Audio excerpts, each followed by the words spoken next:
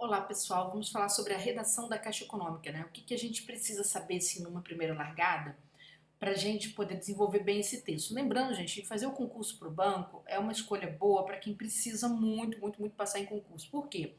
Porque normalmente, o que acontece? Os bancos costumam chamar todo mundo que foi aprovado, tá certo? Geralmente é assim, tá? É claro que a gente tem uma regionalização do concurso, etc., mas é uma rotatividade muito grande. Então, quem quer realmente procurar um emprego, está aqui um concurso de excelência para que você possa conseguir algo praticamente certeiro e fixo. Então, acho que vale a pena o estudo, vale a pena sim uma dedicação, né? Não deixem vamos dizer assim, o moral de vocês não cair, não. Mantenham, estudem, acreditem em vocês, porque a coisa dá certo, tá? Então vamos lá, sobre a redação. Redação Sesgran Rio, né? Vou falar algumas curiosidades aqui da Sesgran Rio para vocês saberem em relação à redação. Antes eu vou me apresentar para quem não me conhece. Meu nome é Júlia Andrade Viana, eu sou professora de língua portuguesa e discursivas para concurso público. Né? Sou uma das professoras mais experientes aí contando a temporada de concurso no Brasil. Né? Eu tenho quase 25 anos de lida, né, exclusiva praticamente com concursos.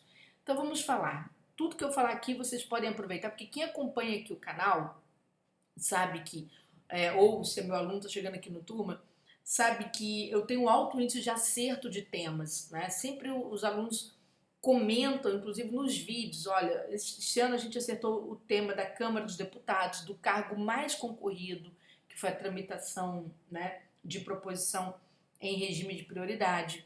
A gente acertou vários temas do consultor legislativo da Câmara. Na LMG acertamos temas. Estou falando das provas que pegaram de dezembro a janeiro, né? Finalzinho de dezembro para janeiro. IPEA, né? Vários cargos ali do IPEA. O IPEA foi feito concurso pela Sesgran Rio, tá? Há várias especialidades. Uma das especialidades que é sustentabilidade, a gente acertou exatamente dois temas da questão, tá certo? Então, eu vou colocar aqui para vocês algum comentário ou outro. Deixa eu ver se eu tenho aqui, tá na minha barrinha. Aqui tá vendo uma aluna falando, olha só. Foi certeiro tratar da formulação de políticas públicas, a temática socioambiental, quer dizer, os temas 3 e 4 do curso. Tá vendo? Deixa eu ver se tem mais algum aqui.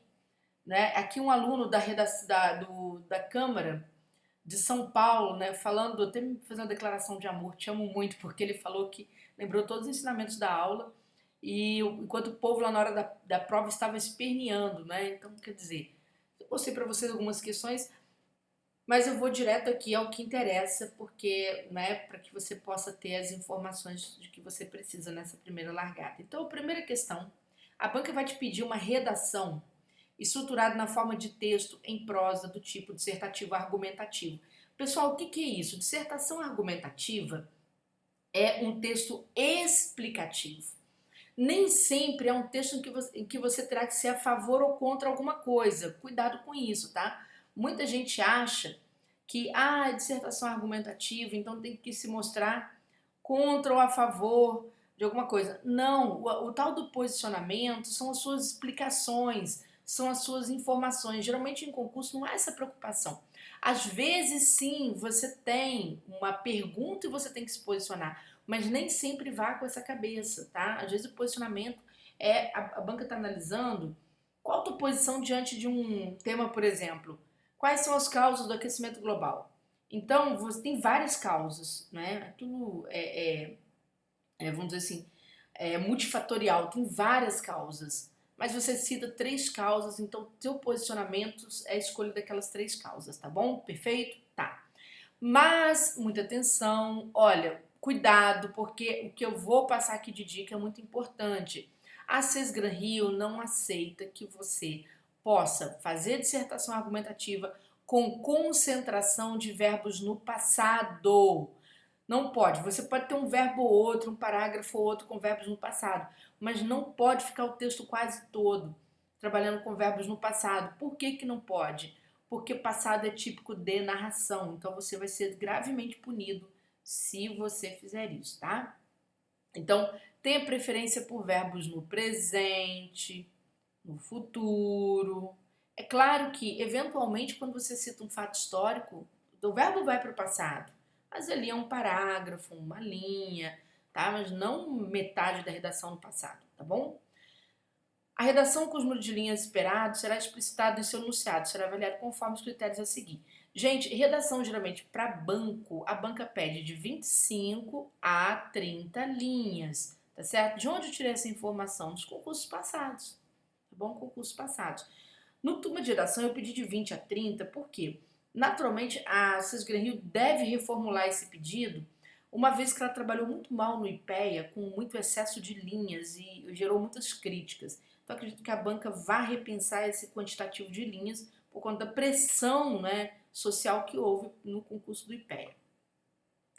Aqui diz o seguinte, ó, a redação será avaliada conforme os critérios a seguir: adequação ao tema proposto. Prestem atenção a todas as palavras do tema. Geralmente, quando o tema tem duas partes, por exemplo, o tema tem um fator X, um fator Y, por exemplo, causas e soluções para o aquecimento global, né? Causas e soluções para o aumento do aquecimento global. Pô. Aí o aluno só fala das causas, ele não propõe soluções. Então tem que tomar muito cuidado, porque às vezes a banca joga temas com duas camadas, não é, pedindo ali duas demandas, e o aluno só fica atento a uma parte. A nota fica ali na casa dos 70%, o que não é muito interessante, tá? Adequação ao tipo solicitado, quer dizer, tipo dissertativo argumentativo. Emprego apropriado de mecanismos de coesão. A banca é muito boa nisso aqui, tá, gente? Por exemplo, no curso, há um momento ali que eu vou trabalhar com microestrutura principalmente, e também na parte de macro, né? Vocês vão ver aqui, a gente vai trabalhar coesão. Você não precisa dominar isso aqui, o que que é coesão referencial, não é? O que que é uma sequenciação, nada disso. Você precisa saber as ferramentas para usar e como usar. Isso que é importante. Então, o que que é recomendável? Para você que está escrevendo a redação, não é recomendável que você faça períodos extensos. Isso não é bacana. Faça períodos mais curtos, tá bom? Por que que é importante você fazer períodos mais curtos? Ora, para que você possa usar mais nexos de coesão, né? Você colocar um ponto final, começar com um pronome demonstrativo, ó, por exemplo, como isso aqui, dessa forma, vírgula, tá certo? Porque, gente, o período curto vai dar a oportunidade de vocês formularem a coesão. Se vocês trabalharem com período muito extenso, o que é período extenso, Júnia? É demorar muito para colocar um ponto, tá, gente? Demorar demais. Você vai ter poucas oportunidades de coesão. Não é que o período extenso leva a erro, mas o período extenso te traz poucas oportunidades de coesão. Isso não é legal, tá? Então, muita atenção para que você não se atrapalhe nesse sentido. É a mesma coisa de eu estar no concurso, eu sempre uso essa analogia. Eu estou num concurso de Miss, né, Miss Brasil. E ali um dos critérios, por exemplo, é o desfile de roupa de banho, roupa de praia. E aí uma das misses de repente fala, isso aqui eu não vou, desse aqui eu não vou participar não. Ora, ela já perdeu muitos pontos. Por quê? Porque ali era um critério, ela teria que desfilar. Então quando a banca te pede para usar mecanismos de coesão, você tem que demonstrar, você tem que usar e tem que demonstrar conhecimento sobre esse uso. Então não é uma escolha. Eu usei pouco, meus períodos ficaram longos, a banca tirou ponto, eu não sei porque que eu perdi pontos, tá certo? Então tomar cuidado com isso. Capacidade de selecionar, organizar, relacionar de forma coerente argumentos pertinentes ao tema proposto. Pessoal, a seleção dos argumentos começa na introdução do texto. Na introdução do texto, quando você retoma o tema, aí você começa a pensar seus argumentos. Por exemplo, causas do aquecimento global, né? Do aumento do aquecimento global, melhor dizendo, causas do aumento do aquecimento global. Aí tem lá uma sequência enorme de causas. O que que você pode fazer? Fazer uma seleção ali dentro, já apresentar essas causas na introdução, tá? Aí você vai fazer o quê? Você apresenta a seleção dessas causas. De repente, entre uma causa e outra, existe um fator, por exemplo, que é a ordem, a organização no tempo, por exemplo. Vou citar um caso aqui de consequências do aquecimento global, fica mais fácil, tá? Consequências do aumento do aquecimento global. Por exemplo, uma das consequências é a alteração do regime de chuvas. Então, vamos supor, você foi lá e pensou uma das consequências, alteração do regime de chuvas. Show! Tudo bem, você pode partir para isso aqui, alteração do regime de chuvas.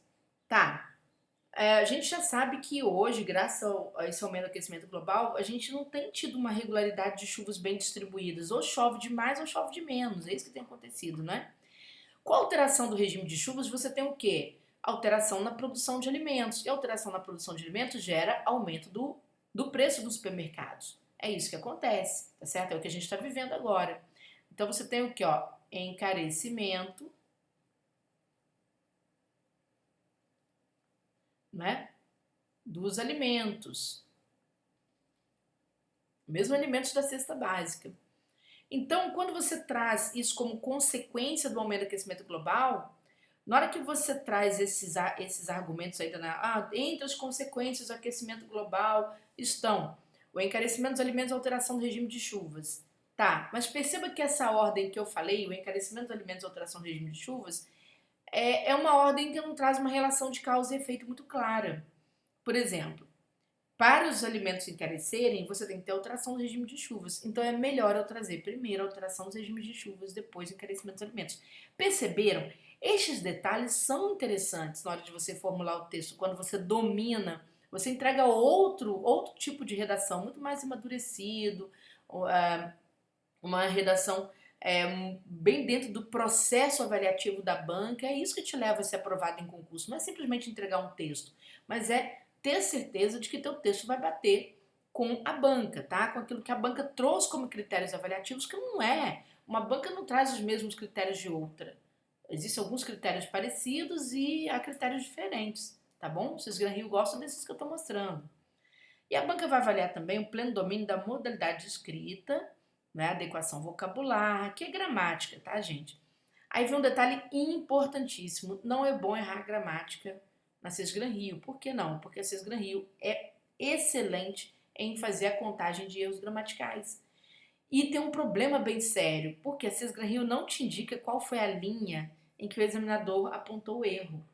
É impressionante, ela não indica. Eu até acho isso muito ruim, acho que os alunos deveriam pressionar, né, a banca para que ela mudar o sistema de correção, até porque num eventual ingresso com recurso, quando você vai questionar, pedir a revisão da redação, você precisa saber exatamente o que foi que você errou, não é? Para te dar mais condições de defesa. E a banca não aponta. Então, gente, no curso, né, ou quem está comigo no curso, quem está comigo fora do curso, aqui no canal também, eu recomendo que vocês caprichem no estudo gramatical. Ele é sempre muito negligenciado, ou seja, as pessoas deixam em segundo plano, né, pensam, isso aqui, escrevem às pressas, não acentuam palavras, né, a letra não fica boa, aí aparecem erros gramaticais ou erros de grafema, que são aqueles erros decorrentes de uma letra mal exibida, não é? O examinador não sabe se é O, se é A, tá certo? Ele não sabe se é J, se é I. Então, o que que ele faz? Ele tira ponto, simplesmente tira ponto. E às vezes você acaba perdendo o concurso, não porque tua redação não estava boa, mas pela falta de cuidado gramatical, tá bom? Tudo bem? Então, gente, essas são as dicas, né? No curso, a gente vai ter que essa parte gramatical bem recortada para o texto. Por quê? Porque o que acontece é que sempre vocês erram as mesmas coisas. A gente até já sabe o que que é, né? Então, não é que você vai passar a gramática toda. Vocês vão ver que tem uma aula ali de microestrutura. A gente pega exatamente aquilo que os examinadores mais enxergam para diminuir, né, aqui seu passivo, ou seja, sua perda de pontos, né, por erro gramatical, tá bom? Então esse é o nosso primeiro conjunto de dicas, tá? Quem estiver fora do curso quiser estar conosco, embaixo desse vídeo tem toda a descrição, tá certo? De como você ser nosso aluno, perfeito? Grande abraço a todos, até a próxima dica.